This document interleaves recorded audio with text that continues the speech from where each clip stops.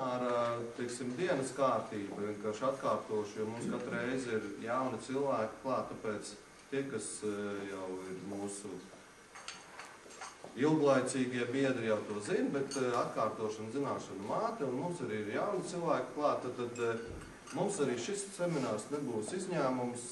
Mums visi semināri dalās divās daļās, kur pirmajā daļā mēs uzklausam, izpētam, apskatām kādu tēmu, un šoreiz, kā es minēju, tās ir bankas. Un otrajā daļā mums ir tā kā, nāc iekšā, droši, par kafiju paņem, vai tēju. Un otrā daļā mēs tad vairāk tā kā iekšēji, bet tā nav slēgtā daļa. Visi, kuriem ir vēlme un laiks. Tagad, lai runā bankas pašas par sevi, un kā pirmo, tad Pāreks banka, Viviana, lūdzu. Paldies, liels, kad uzaicinājāt. Nezinu, cik ir uzņēmēji, bet rāds ar kolēģis no bankām, rāds ar biznesa inkubātora darbiniekus, ar kuriem mums labi saskat. Es esmu Pāreks bankas tās filiāles pārvaldnieks Viviana Zipa. Atsevišķu prezentāciju es uzņēmējiem šobrīd negatavoju, bet arī mēs, kā Pāreks banka, un es esmu pilnvaroti jums izstāstīt, esam ļoti centušies tieši priekš biznesa inkubātora. Neslēpšana esmu arī par to, ka tā ir mana iniciatīva, biznesa inkubātora jaunajiem uzņēmējiem, kolēģiem, sadarbības partneriem, piedāvāt speciālus noteikumus no bankas. Bankas valde to atbalstīja, un šobrīd esam sākuma posmā. Izstāstīšu to, protams, visiem interesē, vai Pāreks banka dos naudu jauniem uzņēmējiem.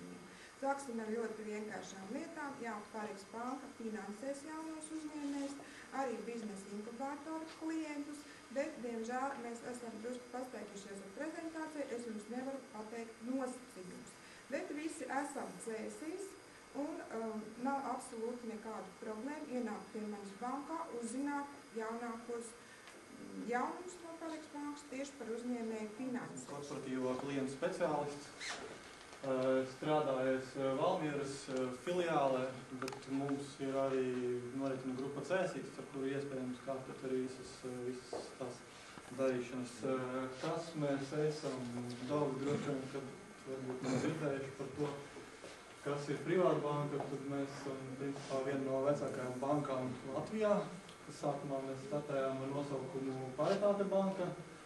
Pēc tam 2001. gadā mūsu akcionāri nomainījās, par tiem kļuva Ukrainas lielākā banka, kas ir arī šobrīd līdera tieši Ukrainā, tā ir privāta banka.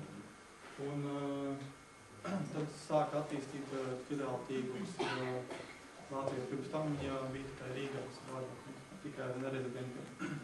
2007. gadā nomainījās arī nosaukums uz Latvijas bankas nosaukumu privāta banka. Tas ir par vēsturi, droši vien, tas mazāk interesē par to, ko mēs varam jums piedāvāt.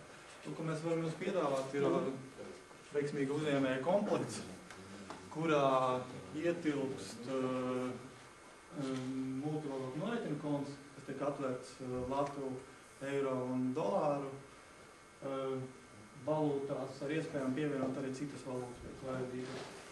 Vēl mēs piedāvājam jūs biznesa inkubātoru klientiem. Es zinu, ka jums vajag ne tikai vienu kontu, jums vajag divus, vienu priekš norēķiniem no biznesa inkubātoru, otru vajag priekš norēķiniem ar pārējiem klientiem un piegādātājiem. Līdz ar to subkontu atvēršanu mēs arī piedāvājam pēc maksas, tas arī mūsu valsts kontu. Izmantoju šo situāciju, tad pastāstīt jums par Hipotēku banku.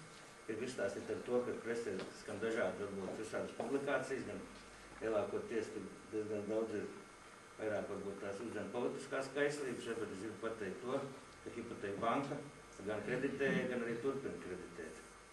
Vienīgās izmaiņas, kas mūs patreiz ir skārušas, tas ir tas, ka mēs pamazām atsākāmies no parastiem tipiskiem komerckredītiem, kādus piedāvā visas pārējās bankas, un Hipotēku banka sāk attīstīt tieši kreditēšanu, kas saistīta ir ar uzņēmējdarbības attīstību veicināšanu, jo mēs izmantojam ļoti daudz Eiropas sociālos fondus un dažādas programmas, var sakot, kreditējam tikai dažādu programmu ietvaros.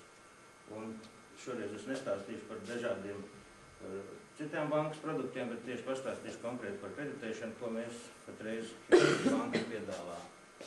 Tās ir kopumā Hipoteka banka patreiz realizē 4 programmas.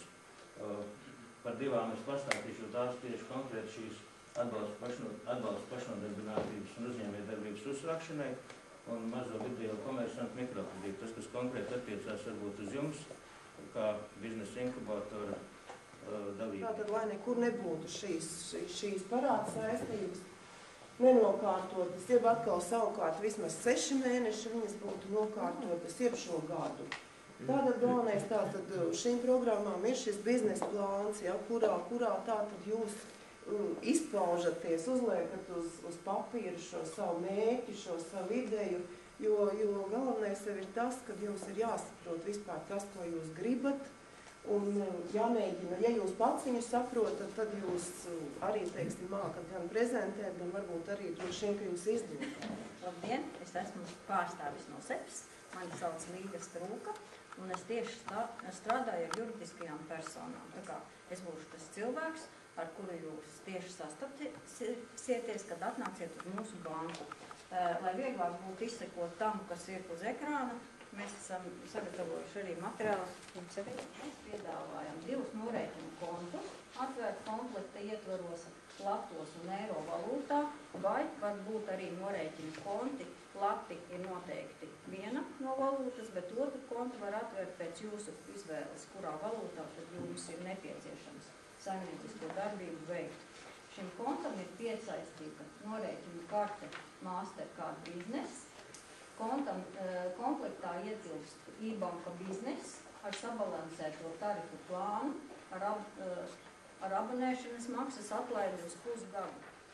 Kolēģi man droši vien piekritīs, ka pēdējā gada laikā mums ir ārkārtīgi bieži nācies atbildēt uz jautājumu, ko uzdot gan esoši klienti, gan jauni klienti, bet tad jūs vispār vēl kreditējat. Uz ko es vienmēr atbildu, ka Seibanka nekad nav pārstājusi kreditēt un nekad nav pieņēmusi tādu lēmumu. No šīs dienas mēs vairāk nevienu nekreditējam.